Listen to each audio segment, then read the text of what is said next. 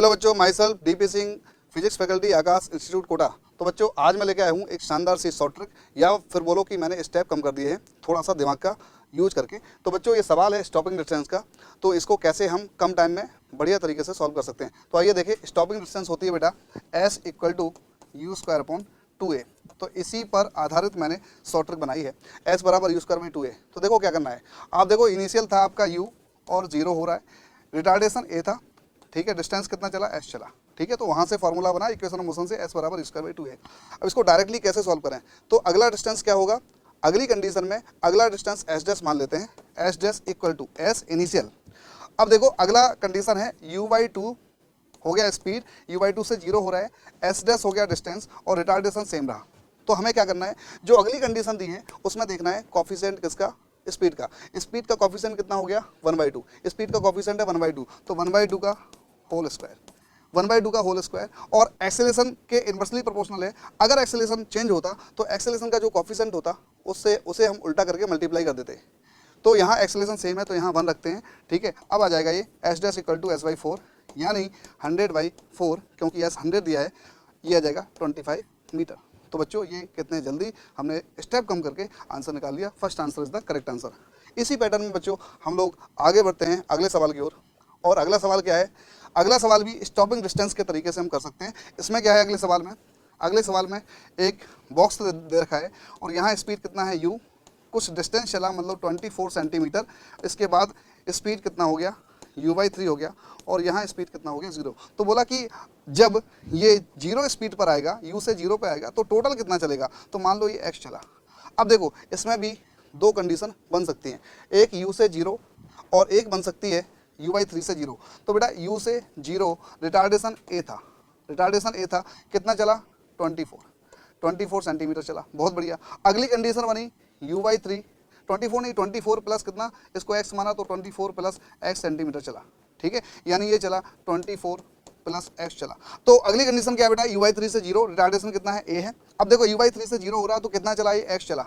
U से 0 होने में 24 + x चला, और U/3 से 0 होने में कितना चला बच्चों, x चला। इसको फटाफट कर सकते हैं, अदरवाइज इक्वेशन ऑफ मोशन से ज़्यादा टाइम लगेगा। तो आइए बच्चों करते हैं। यहाँ U/3 से 0 हुआ तो मैंने क्या बताया था, मैंने बताया था बेटा x जो न्यू डिस्टेंस है सेकेंड कंडीशन में क्या होता है, स्पीड के कॉफिशिएंट का होल स्क्वायर। इनिशियल डिस्टेंस देख लो 24 + x, तो इनिशियल लिखा हमने। ये जो फाइनल डिस्टेंस है दूसरी कंडीशन में इक्वल टू इनिशियल डिस्टेंस और स्पीड के कॉफिशिएंट का होल स्क्वायर। स्पीड का कॉफिशिएंट कितना है, 1/3 का होल स्क्वायर।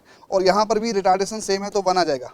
अदरवाइज क्या होता, रिटार्डेशन के कॉफिशिएंट का उल्टा और मल्टीप्लाई कर देते। यही स्टेप है, तो हमने सारे स्टेप बचा लिए और आपका टाइम बचा दिया। और फटाफट लॉजिकली आंसर कितना आ जाएगा, ये देखो कितना आ जाएगा आपका, 9 आएगा। 9x बराबर कितना, 24 + x, यानी 8x बराबर कितना, 24। और इसको सॉल्व करेंगे तो x आ जाएगा आपका 3 सेंटीमीटर।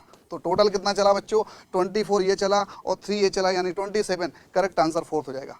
तो सबसे आसान तरीका, सबसे बेहतर तरीका स्टॉपिंग डिस्टेंस के इस तरह के सवालों को सॉल्व करने का। बच्चों आगे देखते हैं, आगे अगला एक नया ट्रिक मैंने इंटीग्रेशन के स्टेप्स कम करके बनाया।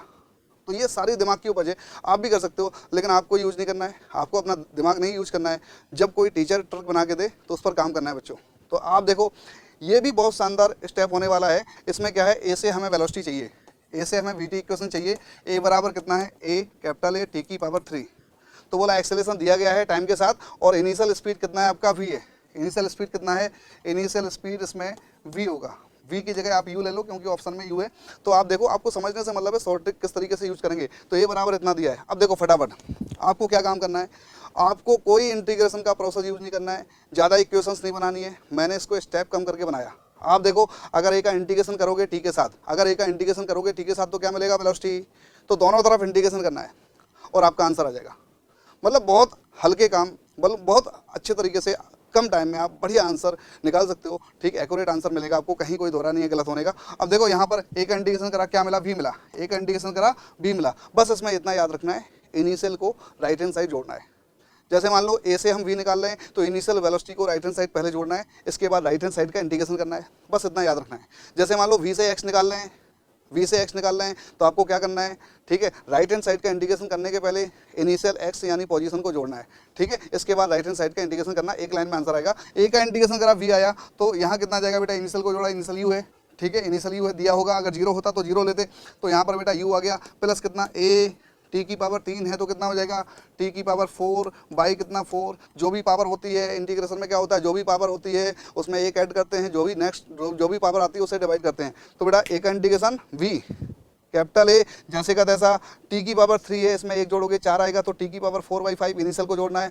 देखो बेटा कैसा लगा मेरा शॉर्ट ट्रिक, मैंने स्टेप कम कर दिए। तो सही आंसर क्या हो जाएगा बच्चों, सही आंसर हो जाएगा सेकेंड। क्या टाइम लगा, नहीं लगा। और अगर आप इंटीग्रेशन से करते तो प्रोसेस बढ़ जाता, स्टेप्स बढ़ जाते और आपका टाइम बढ़ जाता। तो इस तरीके से आप टाइम बचा सकते हो स्टेप कम करके।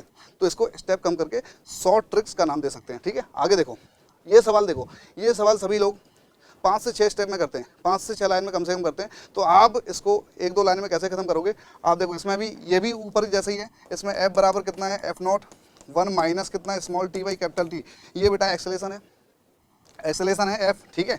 और यहाँ पर क्या दिया है, t इक्वल टू 0 पर वेलोसिटी कितना दिया है 0, है ना, t इक्वल टू 0 पर वेलोसिटी 0 है, ये पहले देख लेना है कि t इक्वल टू 0 पर इनिशियल वेलोसिटी कितना है जब भी हम a से वेलोसिटी निकालें, ठीक है। तो a से हमें v निकालना है, मतलब इंटीग्रेशन करना है एक लाइन का, ठीक है। तो आप ये देखो t इक्वल टू 0 पर v कितना है आपका 0, ठीक है।